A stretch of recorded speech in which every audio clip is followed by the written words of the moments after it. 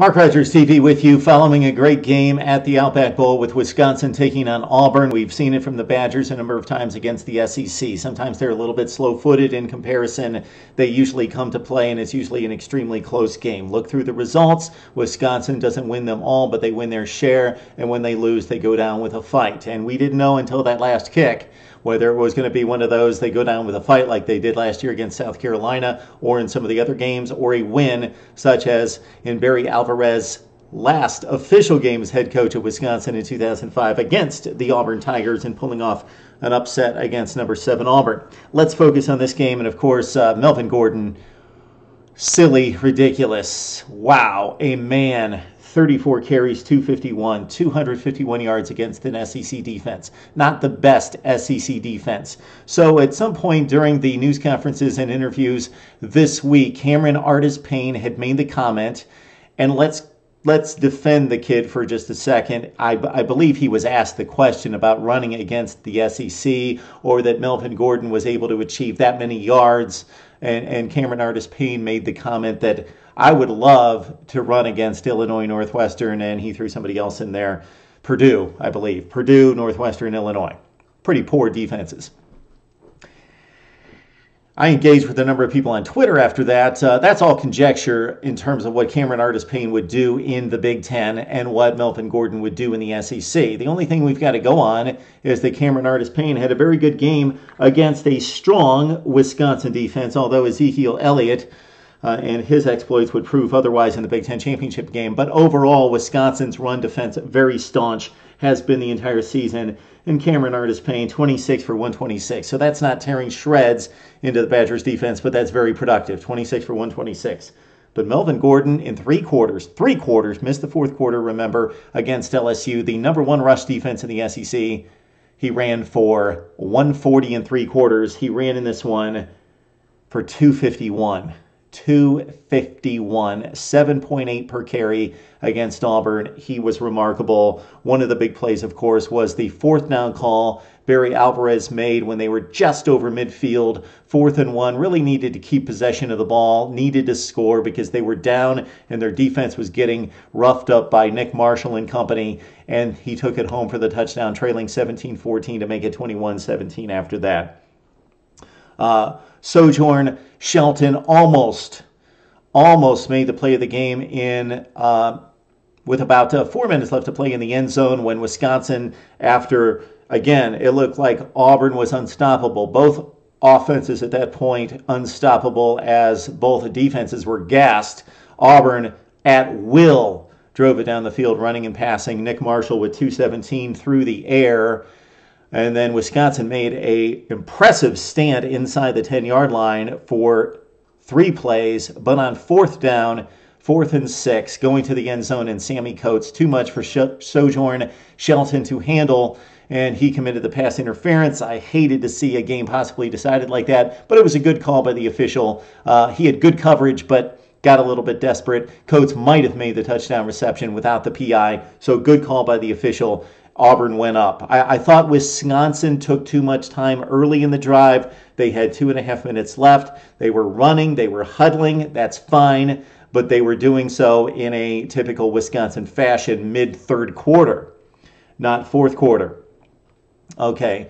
And it cost them in the end, at least the end of regulation, because they were rushed to try to score points or score the touchdown to win the football game. I think they could have put themselves in better position to end this game. That said, the field goal kicker came through. He's made 14 consecutive field goals. You could say what you will about the boy's posture, but he made 14 consecutive field goals. Of course, he made the one to send it into overtime. Wisconsin got backed up. They made the plays to score the touchdown, and then or kick the field goal, I'm sorry. Auburn held.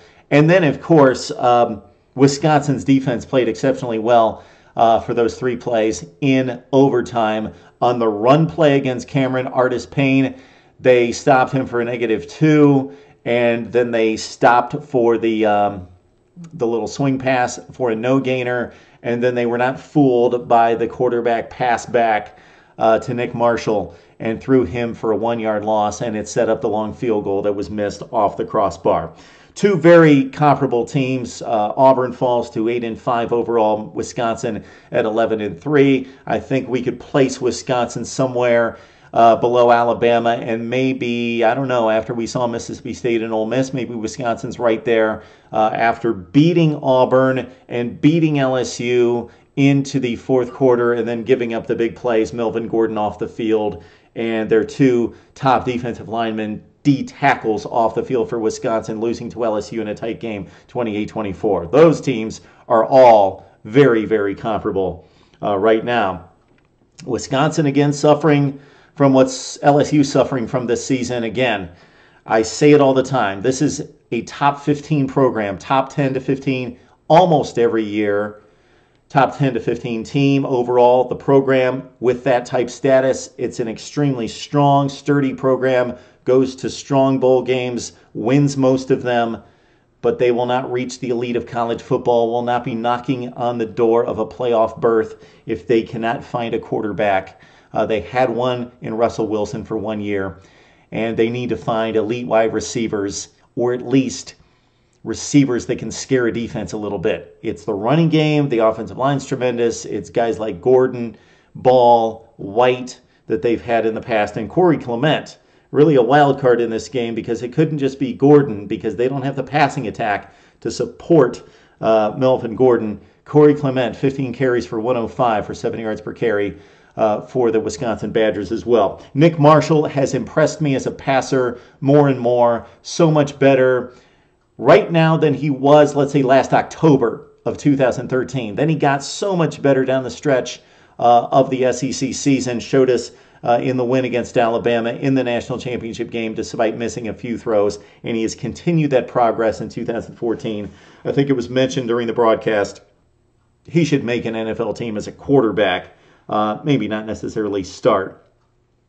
Tremendous football game. Again, Auburn needs to shore up the defense. They've got Will Muschamp on board. Wisconsin, quarterback, wideout, and replacing some defense there. Although they lost off of this defense 9 starters from last season, so they played extremely well despite missing a ton of talent and experience and leadership from last year. So Wisconsin finishes up at 11-3. We'll come out with our final rankings after all the games are played. I would think that they're somewhere in the 12 to 15 range. Auburn at 8-5. Do I believe that they're one of the top 25 teams in college football? Yes. Their results and record may not squeeze them into the top 25. We'll see what else plays out. Need to hear from you about the Outback Bowl, Auburn, Wisconsin, or the landscape of college football right here on Mark Rogers TV.